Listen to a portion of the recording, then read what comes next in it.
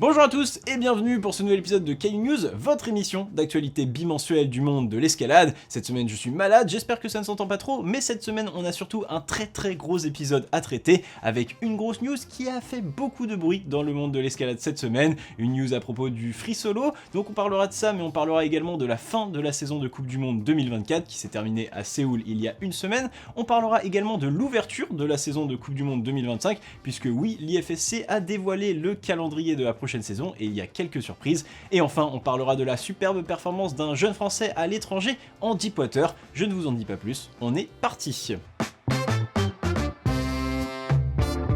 News numéro 1, nous sommes le samedi 28 septembre, lorsqu'un simple post remue le monde de l'escalade. Vous l'avez probablement vu, il s'agit d'une publication de la part de Seb Boin, le falaisiste français, et d'Alain Robert, célèbre grimpeur en free solo urbain, annonçant leur réussite de l'ascension de la tour Total à Paris en free solo. Sauf que devant cette annonce aussi surprenante qu'inattendue, les réactions sont mitigées, pas mal de félicitations mais aussi des critiques, d'abord par de simples commentaires, puis c'est surtout un article incendiaire de Fanatic Climbing qui va venir mettre le feu aux poudres. Devant la polémique, je décide alors de faire appel à vous pour voir un petit peu ce que tout le monde en pense. Très mauvaise idée, on refera jamais ça, je fais des cauchemars à base de notifications Instagram, c'est terrible. Rapidement, trois problématiques ressortent. La première, et peut-être la plus souvent citée, serait une pub volontaire ou non pour la marque Total, dont le logo aurait été fortement mis en avant dans le post de l'événement. La deuxième serait une volonté de simplement faire le buzz de la part des deux protagonistes. Et enfin, la troisième, et la plus intéressante d'après moi, critique la mise en exergue de la pratique du solo et par conséquent une incitation directe à la mise en danger. Derrière ces énoncés, beaucoup de suppositions. Heureusement, l'affaire s'étoffe, d'autres médias apportent des précisions sur l'événement, et 3 heures avant la sortie présumée de cette vidéo, Seb Boin lui-même envoie un communiqué de presse pour expliquer les raisons de l'ascension et répondre posément à ses détracteurs, m'obligeant si ce n'est à une réécriture, à une redirection de l'axe de ma chronique. Merci Seb, vraiment je t'adore, mais le mercredi matin fais une sieste s'il te plaît. À l'origine de cet événement, on découvre donc la motivation de Seb, rencontrer Alain, pourquoi pas dans son élément de free solo urbain, dans le but de tourner par la suite un vintage rock tour avec lui, revenant sur son passé de grimpeur sur rocher. Chose bien pratique puisque Alain, pour son 62e anniversaire, avait justement prévu de grimper la tour Total, qui est l'une des références en matière de grimpe urbaine. La tour est esthétique, plutôt facile à grimper, avec une structure faite de carreaux identiques sur toute sa hauteur, parfaite pour un premier solo, et pour Alain qui, mine de rien, ne peut plus se permettre la même intensité qu'avant. Sauf que Total, c'est un peu le symbole de l'entreprise écocide, destruction des écosystèmes, le non-respect des droits des indigènes, l'explosion de gaz à effet de serre, et ma grand-mère qui pourrait dire « Oh mais qu'on les laisse tranquilles enfin !» Donc clairement, en termes de stats, on est sur un sans faute. Problème dans ce post résumant l'ascension, Seb met énormément en avant le logo de Total, avec notamment une pleine page du carrousel dédié. Bien sûr, la publicité volontaire est à exclure, Total n'a réellement aucun intérêt à sponsoriser une ascension qui reste, rappelons-le, illégale. Seb se justifiera d'ailleurs en expliquant n'y avoir pas réfléchi et ayant trié les photos un peu à la hâte, sans voir que sa photo horizontale serait découpée automatiquement par Instagram, donnant une pleine page à Total. Une bévue qu'il tentera de réparer, déjà en supprimant évidemment la photo la plus problématique en question, puis en postant un nouveau post sur l'importance de la vie et de la liberté. Un texte que je trouve personnellement un peu vague et que l'on pourrait critiquer d'un manque de profondeur pour justifier d'un tel événement. Sauf que, comme il le dit lui-même en première ligne, je n'ai pas trop réfléchi à un message à revendiquer avant et après le solo. Et c'est sûrement là l'une des vraies questions de cette polémique, peut-on être considéré coupable à simplement ne rien faire? Vaste question et honnêtement j'en ai pas la réponse. Car cette question s'associe surtout à la notion d'exemple. De nombreux athlètes s'adonnent quotidiennement à ce type de grimpe sur le gratte-ciel sans que cela ne provoque le moindre remous, mais ici nous parlons de Seb Boin. En effet, voir l'icône de la falaise d'un naturel plutôt discret sur les réseaux et bien loin de l'image mercantile de la compétition, se mettre autant en lumière a créé une grosse déception chez beaucoup qui auront pointé du doigt une volonté de faire le buzz et de mettre en exergue une pratique dangereuse. À ce niveau, il faut d'ailleurs bien séparer Seb d'Alain car les deux ont une expérience du free solo radicalement différente. Seb assure que cette ascension n'était qu'une curiosité pour mieux comprendre l'activité d'Alain, et il y a très peu de chances de le voir réitérer l'expérience, d'autant plus qu'il qualifie vouloir faire le buzz de pire motivation pour faire un solo. Concernant Alain par contre, son personnage est plus complexe, et c'est d'ailleurs l'une des motivations de Seb à le rencontrer. Cela fait bien longtemps qu'il pratique le free solo, ayant grimpé sur des dizaines voire des centaines de tours à travers le monde, et n'ayant jamais caché que cela était devenu son business. Un business avec lequel il s'efforce de véhiculer des idéaux forts, en attestent ses multiples ascensions avec revendications ou pour mettre en lumière certains conflits. Pourtant, via son image véhiculée sur les réseaux sociaux, Alain a développé une personnalité clivante, fascinante pour certains et répugnante pour d'autres. Est-ce que déjeuner avec des pontes et s'afficher en Santiago ou en pot de croco tout en buvant du champagne au Sofitel est en accord avec ses idéaux défendus? Je ne m'avancerai pas sur ce point. car pour beaucoup, le solo est accepté tant qu'il reste dans la discrétion. Des exploits de John Bacard, de Catherine Destivelle ou même d'Alain Robert lorsqu'il grimpait encore sur le caillou, le solo a toujours fait rêver et tout autant polémiqué. Malheureusement, la dangerosité en est bien réelle et les belles histoires de ces esprits libres et indomptables se dressant en égal face à la mort ne restent belles que tant que vous n'êtes pas la maman à l'autre bout du fil.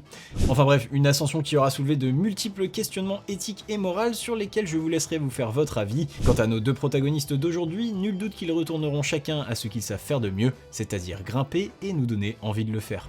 News numéro 2, et cette semaine c'est également la fin de la saison de Coupe du Monde, avec la dernière méga étape à Séoul en Corée du Sud, regroupant vitesse, bloc et difficulté. Alors en bloc homme d'abord, alors que Paul James et Mejdi Schalk échouaient aux portes de la finale, nous aurons assisté à une nouvelle domination du coréen Do Yoon Lee, dans un round très difficile devant le britannique Maximilian Mile, décidément en feu en cette fin d'année. Chez les femmes par contre, la Team France aura répondu présente avec une belle médaille d'argent de la part de Zelia Havzu, juste derrière l'américaine Anastasia Sanders qui glane là sa première médaille en Coupe du Monde et déjà la plus belle. A noter également la contre-performance de l'américaine Natalia Grossman 4ème et la très belle 6ème place d'Agathe Kellier pour sa première finale de Coupe du Monde. En vitesse homme maintenant, c'est le chinois Xinchang Wang qui remportera cette dernière étape devant le kazakh Amir Maïmuratov, alors que le recordman du monde Samuel Watson aura été victime d'un faux départ en 8ème et le champion olympique indonésien Leonardo Vedrick d'une chute en quart. Il s'agira même là d'un doublé chinois dans la discipline avec Yafei Zhu chez les femmes, facile tombeuse de Raja Salsabila en finale en l'absence de la favorite du circuit Alexandra Miroslav.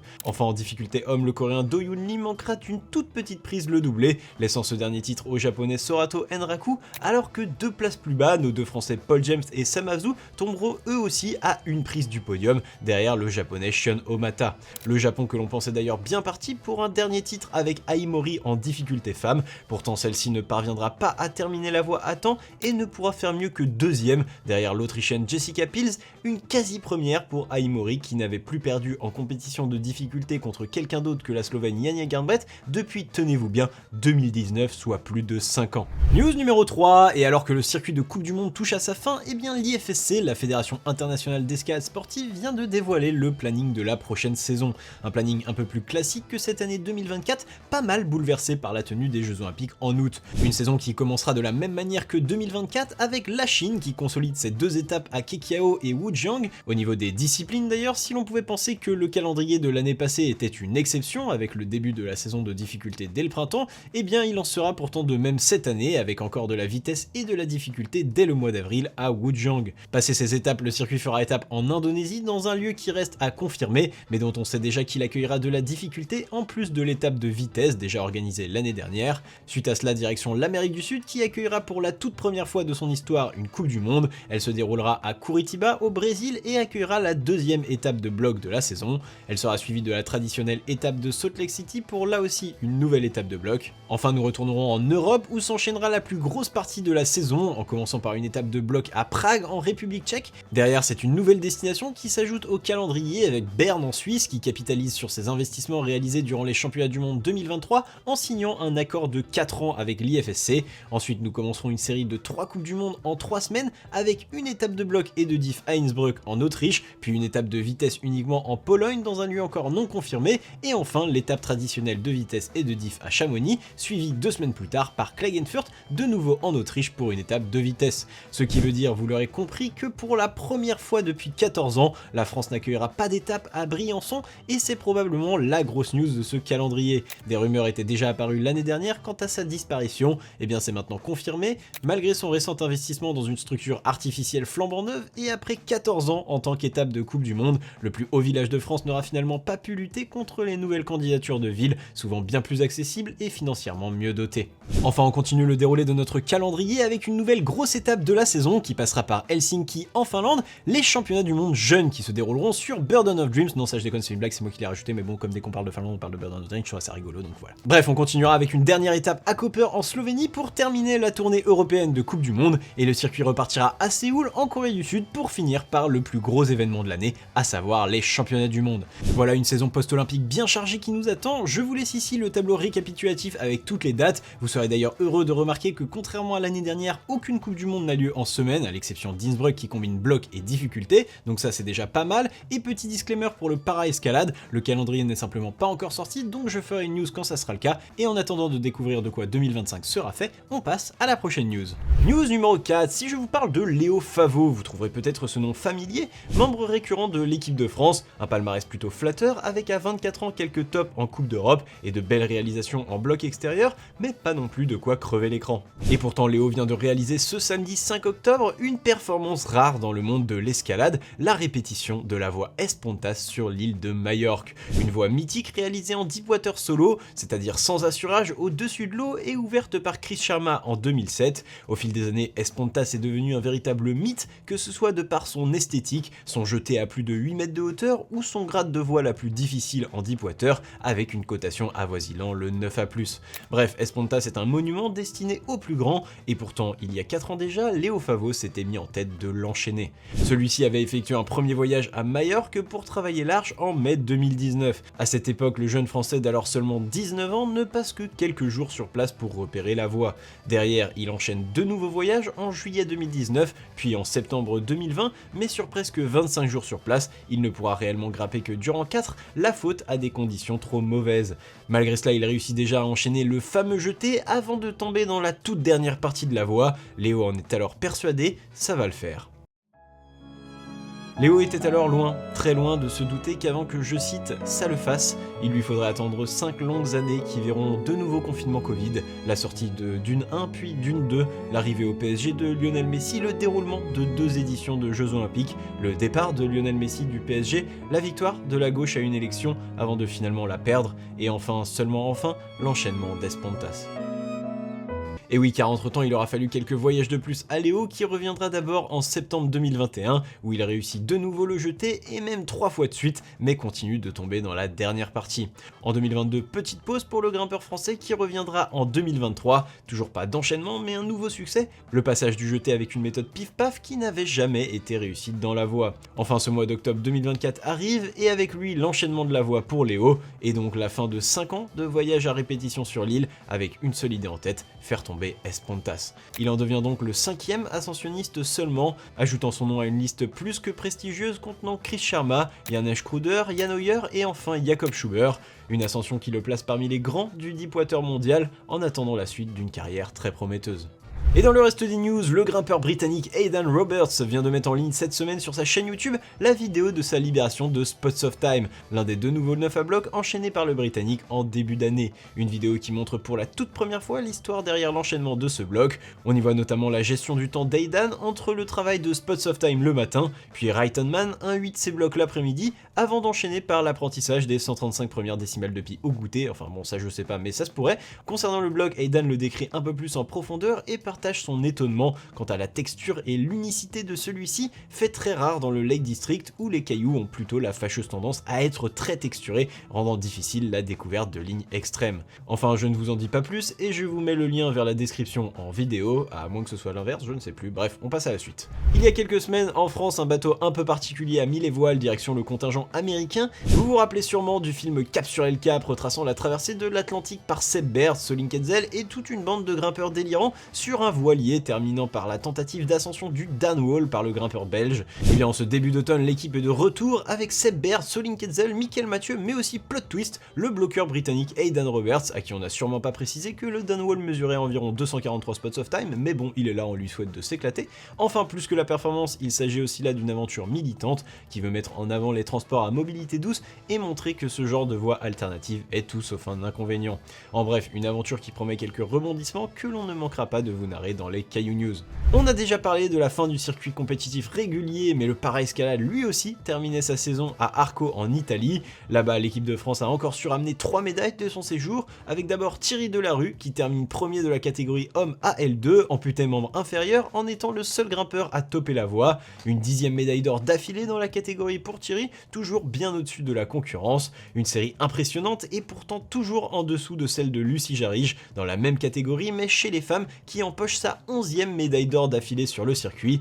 En homme RP1 force et mobilité réduite, Aloïs Potier termine en argent à une prise seulement de la médaille d'or, derrière l'allemand Corbinian Frank, alors qu'en AU3, amputé membre supérieur, Ewen Clodig terminera 4e au pied du podium, tout comme Anthony Guillen en AU2. Et voilà, c'est tout pour les news, et maintenant on part... Je suis sûr que vous l'avez dit dans votre tête. Pour les croix de la semaine.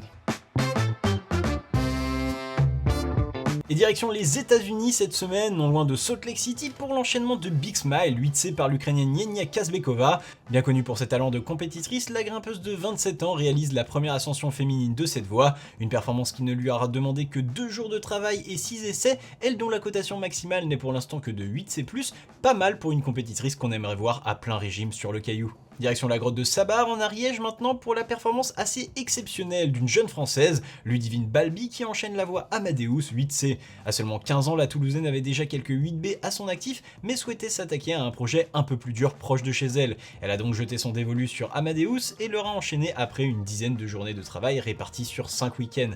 À l'aise sur rocher, Ludivine n'en est pas moins une adepte de la compétition, elle qui avait remporté le titre de championne de France de difficulté U16 en 2022, une polyvalence qu'on a hâte de voir évoluer pour la suite de sa carrière. Enfin, nouvelle croix de taille pour terminer la semaine avec l'enchaînement de La Force 8C+, par Ludo Delmotte sur le site d'Orsay au sud de Paris, un bloc mythique du paysage français coté parfois 8C, parfois 9A à cause de sa longueur et donc une cotation de titre traversée comme on en voit régulièrement à Fontainebleau. Ludo lui est un habitué du site puisqu'il y avait d'ailleurs enchaîné Quad 9 8C qui partage le même départ que La Force. C'était il y a 4 ans et à l'époque la tâche lui avait paru impossible. Malgré cela, le grimpeur se sera mis au travail en 2022 avant de faire une pause en 2023 puis d'y revenir en 2024. Au total, il dit avoir eu besoin de 4 sessions pour repérer les mouvements, puis 2 essais seulement pour l'enchaîner depuis le sol, mais avec 17 sessions et plus de 50 essais dans Morpheus, le 7C composant la fin de La Force. En bref, une très belle performance qui devient à n'en pas douter la plus belle croix de sa carrière, avant la prochaine qu'on espère pour lui le plus rapide possible.